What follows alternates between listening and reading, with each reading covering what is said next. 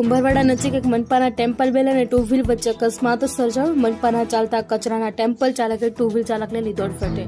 Two wheel ચાલકની ઈજા પહોંચતા medical van 108 મારફતે હોસ્પિટલ ખાતે ખસેડેલ। અકસ્માત સર્જાતા સ્થાનિક લોકોના ટોળે એકઠા થયા હતા। મનપાના ચાલતા ટેમ્પલ બેલના ચાલકો ખૂબ જ બેફિકરાઈથી વાહન ચલાવતા હોવાનું સામે આવ્યું છે। મનપાના કોન્ટ્રાક્ટર પર ચાલતા ટેમ્પલ બેલના અનેક ચાલકો પાસે લાયસન્સ પણ નહીં હોવાનો લોકોએ આક્ષેપ કર્યો છે। ભાવનગર ટ્રાફિક પોલીસ તેમજ ભાવનગર આરટીઓ વિભાગ દ્વારા આવા બેફામ ચાલતા વાહનો પર રોકો ક્યારે લગાવશે તે આવનારા સમયમાં જોવું રહ્યું। ફિરોઝ મલેક, જે ન્યૂઝ, ભાવનગર।